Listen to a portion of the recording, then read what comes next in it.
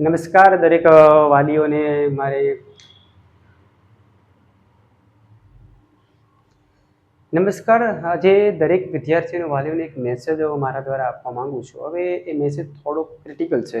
Reason એવું છે, જ્યારે પણ આપણે વિદ્યાર્થીઓને ભણતર બાબત વિચારતા હોય કે આપણે બાળકને ભણાવી ગણાવી મોટો બનાવી અને કોઈ સારી નોકરી મેળવતા એક મોટો બિઝનેસમેન બને અથવા પોતાના જીવનમાં આગળ વધે, એના માટે આપણે ઘણા પ્રયત્ન કરતા હોઈએ છીએ. તો આવી બાબતમાં જ્યારે ફીસ ભરવાની આવે છે, એ પછી ટ્યુશન ક્લાસીસ હોય કે કોઈ પ્રાઇવેટ સ્કૂલ હોય, બરાબર છે, ત્યારે અમુક બાબત એવી હોય છે જે આપણે સ્કીપ કરતા હોઈએ છીએ કે જે આપણે બાળકના ભવિષ્યને જોતા નથી, પરંતુ પોતાની પરિસ્થિતિના આધારે આપણે આ બધા ડિસિઝન લેતા હોઈએ છીએ. તો આજે તમારી આંખ ખોલવા માંગુ છું કે ભાઈ, આપણા જે બાળકની ફી ભરીએ છીએ એ ફીના આધારે તમે જોવા જાઓ તો બાળક નિહવત ફીમાં ભણે છે દરેક ક્લાસીસમાં અને દરેક સ્કૂલમાં. તો હું આજે એક ખાસ મેસેજ દેવા માંગુ છું કે આજે તમે પ્રૂવ કરીને બતાવું છું તમે તમારા બાળકની ફી એક્ઝેક્ટલી ભરો છો કેટલી, બરાબર છે. તો અમુક બાબત તમે પણ જોજો. તો ચલો ચાલુ કરીએ. તો ધ્યાન આપો કે હાલમાં ધોરણ પ્રમાણે મેં જે ધોરણ લખેલા છે 1 થી 10 ધોરણ, અને ક્યારેક ક્યારેક આપણે મહિનાની ફી લેતા હોઈએ છીએ અને ક્યારેક ક્યારેક વાર્ષિક ફી લેતા હોઈએ છીએ, અને વાર્ષિક ફીમાં પણ લગભગ 2-3 મહિના પછી જ્યારે ફી ભરવામાં આવે છે, બરાબર છે. તો એક બાબત તમને પહેલા જ કહી દઉં કે દરેક ક્લાસિક કે દરેક સ્કૂલ, બરાબર છે, એ પણ પોતાના ખર્ચા કાઢતી હોય છે, બરાબર છે. જેમ કે એના મહિનાના ભાડાના ખર્ચા હોય છે, માની લો 4-5 ટીચર હોય છે તો ટીચરનો પગાર હોય છે, બરાબર. પછી સ્ટેશનરીનો ખર્ચો હોય છે, લાઇટ બિલનો ખર્ચો હોય છે. આ તમામ પાસાઓને તમે ધ્યાનમાં આપો તો ત્યારે ક્લાસીસ કે સ્કૂલ હંમેશા શૂન્ય પર જ હોય છે. હા, જે ક્લાસીસ કે ક્લાસીસ કે સ્કૂલો બહુ જૂની છે કે જેની પાસે 10-10 15-15 વર્ષ થઈ ગયા છે, એને કોઈ પ્રોબ્લેમ નથી, કારણ કે એની પાસે ભંડોળ પાછળનું હોય છે. પણ જે નવા જે ક્લાસીસ છે કે નવી સ્કૂલો હોય છે, એના માટે બહુ પ્રોબ્લેમવાળી વાત હોય છે, કારણ કે તમામ ખર્ચા કાઢવા બહુ પણ અઘરા પડે છે. તો આજે તમે જુઓ કે તમારા બાળકની તમે ફી કર્યા ભરો, માની લો કે તમે મહિનાની ફી ભરો છો, તો મહિનાના આપણે વાર્ષિક ગણતરી કે 365 દિવસ લગભગ આપણે 20 થી 25 જાહેર રજા ગણી લઈએ, બરાબર. સ્કૂલમાં થોડીક વધારે રજા હોય છે, પણ ક્લાસીસની વાત કરું તો ક્લાસીસમાં લગભગ 20 થી 25 થી વધારે રજા પડતી નથી, કારણ કે રવિવારના પણ ક્લાસ ચાલુ હોય છે. તો તમે જોવા જઈએ તો લગભગ મહિનાની ફી તમે ગણો તો પહેલા ધોરણની આપણે 200 થી 300 રૂપિયા નોર્મલ ચાલે છે ફી અત્યારે. તો એમાં લગભગ તમે ગણતરી કરો તો રોજ કેટલો પડે? ખાલી 10 રૂપિયામાં તમારું બાળક ભણે છે. 200 થી 300 રૂપિયા તમે આપો છો ને પહેલા ધોરણના બાળકના, તો માત્ર ને માત્ર 30 દિવસની ગણતરી ખાલી 10 રૂપિયામાં રોજનું ભણે છે બાળક. 10 રૂપિયામાં એક નિહવત ફી છે. આવ બાકી બીજા ધોરણમાં પણ 10 રૂપિયા લેખે, ત્રીજા ધોરણમાં પણ 10 રૂપિયા લેખે, ચોથામાં 13 રૂપિયા, ચોથામાં 13 રૂપિયા લેખે, કારણ કે ચોથામાં 300 થી 400 રૂપિયા જેટલી ફી લેતા હોય છે.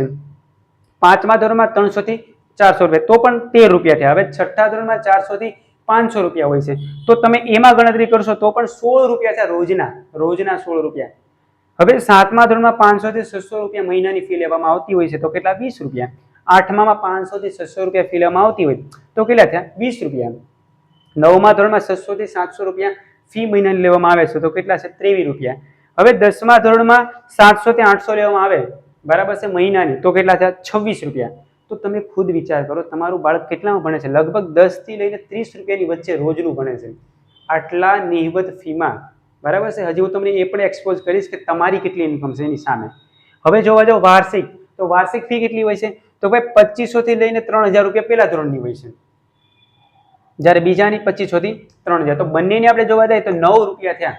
આખા વર્ષના તમે ગણતરી કરો 340 દિવસના, તો રોજના 9 રૂપિયા.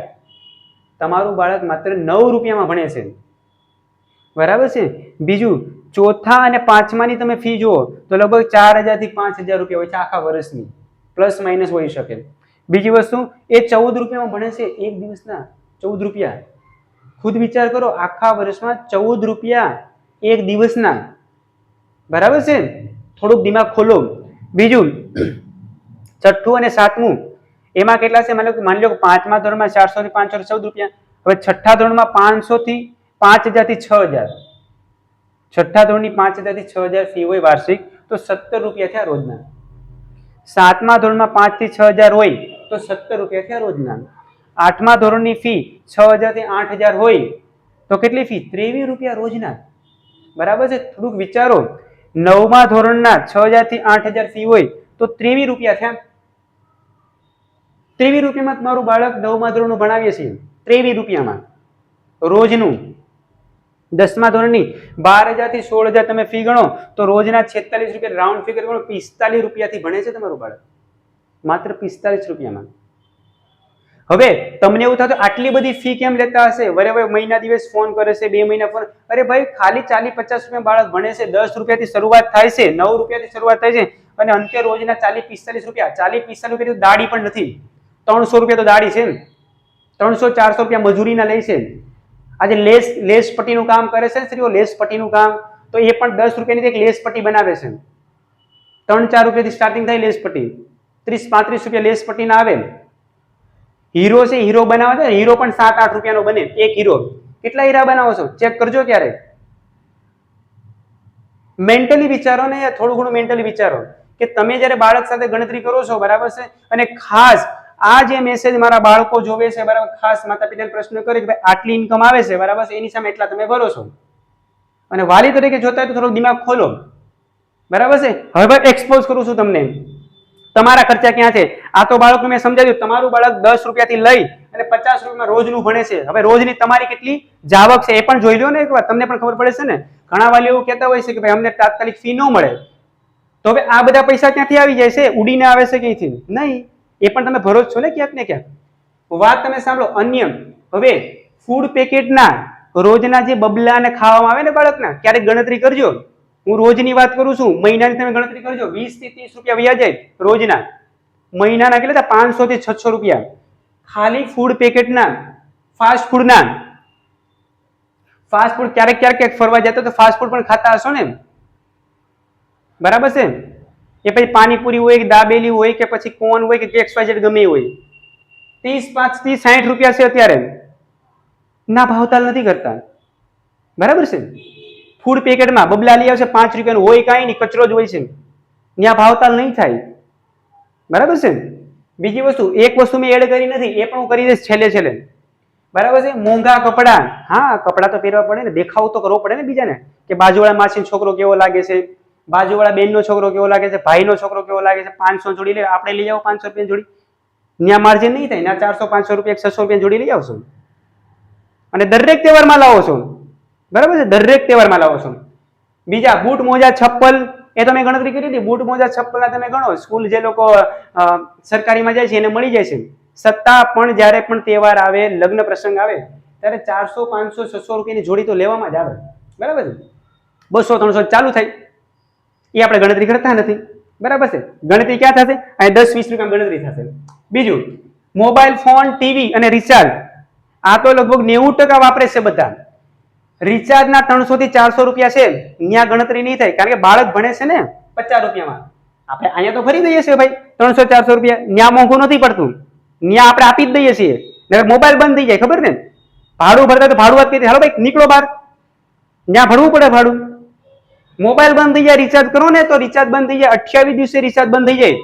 ન ભરો ને તો થોડુંક તો વિચારો, થોડીક માનસિકતા કેળવો, થોડીક માણસાઈ કેળવો.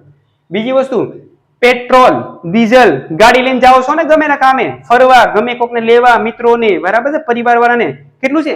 90-95 રૂપિયા, 100 રૂપિયા ભરો છો, ત્યાં ગણતરી નથી થતી, કારણ કે જરૂરિયાત છે ને, બાળક ભણતર જરૂરી નથી. હા, એટલે બાળકનું ભણતર જરૂરી હોય તો આવી કોઈ ગણતરી ન થાય, એ તરત જ કે ચાલ્યો સાહેબ ફી. બીજો પ્લસ, દૂધ તો રોજ વાપરો છો ને, મિનિમમ લખ્યા છે 16 રૂપિયા. મને એ પણ ખબર છે લગભગ 50 રૂપિયા દૂધ વપરાઈ જાય ઘરમાં, મને ખબર છે. બાકી મિનિમમ 16 થી 20 રૂપિયા દૂધ વપરાય રોજનું. છાસ મિનિમમ લખ્યા 15 રૂપિયા, એમાં પણ 40-50 રૂપિયાની છાસ વપરાઈ જાય. ચા તો પીતા જ છો, ભૂકી ગયું છું, બરાબર છે. ચા એ પણ 10 રૂપિયા ગણો. પાન માવો, હા, પાન માવો તો દરેકને જોઈએ જ. પાન માવો ખાતા કંઈક ને કંઈક કામ કરવાના હોય છે. પાન માવાના 10 થી 15 રૂપિયા ચાલે છે, રોજના 5 માવા ખાઈ જાવ છો, ગણો 75 રૂપિયા થયા. હવે અહીંયા તો 50 રૂપિયા તમારું બાળક ભણે છે, 75 રૂપિયા તમે માવા ખાઈ જાવ છો. સિગરેટ બીડી એની ટેવ તો હું ગણતો નથી, સિગરેટ બીડીના 20 રૂપિયા થાય છે, બીડી પી લે છે, સિગરેટ પી લે છે, બરાબર છે. કેટલા રૂપિયા વાપરો છો? 60 થી 70 રૂપિયા રોજના. ક્યારે ગણતરી કરી છે? નહીં, ગણતરી નથી કરતા. તંબાકુ ખાવડા, હા તંબાકુ ખાવું પડે ને, અહીંથી આમ કરીને ત્યાં કેટલા રૂપિયા વાપરો છો? 15 થી 20 રૂપિયા ત્યાં વાપરો છો. ગણતરી કરો, ક્યારેક ગણતરી કરો, માનસિકતા કેળવો. ક્યારેક રાત્રે બેસીને આ છે ને મારું લિસ્ટ એકવાર સ્ક્રીનશોટ લઈ લેજો અને લિસ્ટ બનાવજો, કેટલા રૂપિયા થાય ને રોજના વપરાય છે ને. બાકી માંસ મટન ખાવાના તો મારે કઈ કહેવાનું જ નથી, 200, 300, 250, 150 થી શરૂઆત થઈ જાય છે. જોયા છે, જાણ્યા છે એટલે કહું છું. સમજુ છું, હું પણ માર્કેટમાં જ રહું છું, હું પણ પરિવાર સાથે જ રહું છું. બરાબર છે. મહિનામાં 5 વાર કે 6 વાર માંસ મટન ખાતા હોય ને, બરાબર, તો 1000 રૂપિયા થઈ જાય. તમારું બાળક ભણે છે કેટલામાં? 50 રૂપિયામાં. શરૂઆત 9 રૂપિયાથી થાય છે. એ આપણે ગણતરી કરતા નથી. જ્યારે ફી ભરવાના તો પૈસા નથી. આ બધા તો ક્યાંથી આવી જાય તો રામ જાણે. એ એક બહુ મોટું જાદુ છે, જાદુ છે. ત્યાં પૈસા આવી જશે. બીજી વસ્તુ, કોલ્ડ ડ્રિંક્સ. કોઈ પણ મહેમાન આવે, કોઈ પણ ક્યાંક બહાર, ક્યાંક સીધું કોલ્ડ ડ્રિંક્સ, ઠંડુ ઠંડુ પીવો, મજા આવે. હા, કારણ કે ત્યાં તો પૈસા આવી જ જાય ને. 10-20 રૂપિયા હોય, 5 જણા હોય, 100 રૂપિયા આપી દીધા, ખીચામાં આપી દીધા, કામ થઈ ગયું આપણું. ભાઈ અહીંયા એટલા રૂપિયા રોજના વાપરો છો, બરાબર, ત્યાં કોઈ પ્રકારની ગણતરી નથી કરતા, તો ભાઈ અહીંયા ગણતરી શા માટે કરો છો? મને એનો જવાબ આપો બસ. રોજની ખાલી આનો ગણતરી કરશો ને સાહેબ, બરાબર છે, તો તમને વિશ્વાસ અપાવું છું કે રોજના તમારા કેટલા પૈસા થશે ને તમે જોઈ લેજો. 1000 નીચે જાય ને તો મને કહેજો. અને 1000 નીચે જાતા હોય ને તો કરકસર કરો છો, સારી વસ્તુ છે. બાકી તમારે વિશ્વાસ 500-600 નીચે તો નહીં જ જાઓ રોજના. વાત રહી આ બધા અન્ય એક અહીંયા મૂકી દઉં છું, દવાખાનું. દવાખાનામાં જઈને ક્યારે કીધું છે કે બાટલાના પૈસા સાહેબ ઓછા આપો ને? આ ગોળી ટીકડી આપો છો ને, ટીકડી, બરાબર છે, એ જે 200 ની આપી છે ને, 200 ની, બરાબર છે, એમાં સાહેબ કંઈક કરી નાખો ને, 100 રૂપિયામાં આપો. ક્યારે ભાવતાલ કર્યો છે? નહીં, નથી કરવાનો. કારણ કે ના જરૂર છે ને. બાળક થોડું જરૂરી છે ભણવાનું? નહીં, બાળક જરૂરી નથી. ના તો ભાવતાલ થશે, ફીમાં તો સાહેબ એટલું ન પોહાય. અહીંયા પહોંચાશે, કારણ કે અહીંયા જલસા છે ને, મજા અહીંયા છે. મજા અહીંયા ક્યાં છે? અહીંયા તો માત્ર ટાઈમ પાસ છે. જો ખરેખર બાળકને ભણાવતા હોય જે વાલીઓ, એને તો હું કોંગ્રેચ્યુલેશન કહું છું. એ વાલીઓ માટે હું ધન્યવાદ આપું છું કે કમસે કમ બાળકનું વિચારે છે. અને એવા વાલીઓનું સેલ્યુટ કરું છું. બરાબર છે. બીજો પ્રશ્ન એ, તહેવાર આવી જાય એમાં જલસાના પૈસા આવી જાય છે. રામ જાણે ક્યાંથી આવી જાય છે. હવે ફરવા જવું હોય કે તો ત્યાં પણ પૈસા આવી જાય છે. સર રવિવાર છે મારે ફરવા જવાનું હોય, બરાબર, ત્યાં પૈસા આવી જાય છે 500 રૂપિયા. રામ જાણે. ભાડાના, બરાબર છે. અરે ભાઈ તમે ભાડું આપો છો, ત્યાં પણ ભાડું જ પૈસા લેવા આવે છે ને. અમે પણ ભાડે ભરીએ છીએ, અમારે પણ ભાડા ભરવાના હોય ને. બીજું જમણવાર કોઈ પણ મેં માસીન દીકરી આવે તો પણ 500 રૂપિયાનો ખર્ચો કરીને બેઠા હોય, ત્યાં પૈસા આવી જાય છે. રામ જાણે. બીજું પ્રસંગો તો એટલા હોય છે ને, મહિનામાં 4-5 તો પ્રસંગ જ હોય, 1000-1500 રૂપિયાના. પ્રશ્ન મારો એક જ છે, ક્વેશ્ચન માર્ક. ભાઈ આ પૈસા આવી જાય છે, બરાબર છે. જયારે ફી ભરવાના આવે છે, આ 9 થી 10 રૂપિયા ને છેલ્લે 50 રૂપિયા સુધીનું મેક્સિમમ 10મા ધોરણની ગણતરી કરું છું, બરાબર છે. શિક્ષક છે ને, શિક્ષક માત્ર કેવા થઈ ગયા છે તમને ખબર છે? મજૂર થઈ ગયા છે. મજૂર તો હજી હારા હોય, 200-300 રૂપિયા રોજના કામે. તમારે એક બાળકમાંથી 50 રૂપિયા નથી મળતા, બરાબર છે. એટલે ખાસ મારી નમ્ર નિવેદન છે દરેક વાલીઓને, દરેક માતા પિતાને કે ખાસ થોડું ઘણું ગણતરી કરો યાર, થોડું ગણતરી કરો. રોજના પૈસા વાપરો છો, બરાબર છે, તો ભાઈ 5 પૈસા આમાં નાખો ને, કમસે કમ બાળકનું ભવિષ્ય તો બની જશે ને. કારણ કે આજે તો બધા હોશિયાર છે ને ભાઈ, દરેક વાલી હોશિયાર છે. તરત ફોન કરો, તરત કે અત્યારે થોડા છે અમારી પાસે, નથી પૈસા બધા પાસે, પણ કહેવાનો મતલબ અહીંયા છે મજામાં પૈસા છે, મજામાં પૈસા છે, બાળકના ભવિષ્યમાં નથી. બરાબર છે. રિપીટ કરું છું ફરીવાર, દરેક વાલીઓને રિપીટ કરીને કહું છું કે એવા વાલીઓ તરફ મને ખૂબ જ ગર્વ છે કે જેવો મહિનો થાય તો ફી ભરી જાય છે, બરાબર છે. કારણ કે ખબર છે કે બાળક મારા માટે મહત્વનું છે. એવા વાલીઓને હું સલામ કરું છું રિયલી, કારણ કે એપ્રિશિએટ કરું છું એમને હું, કારણ કે બાળક માટે વિચારે છે, આના માટે નહીં. આમાં તો જલસા જ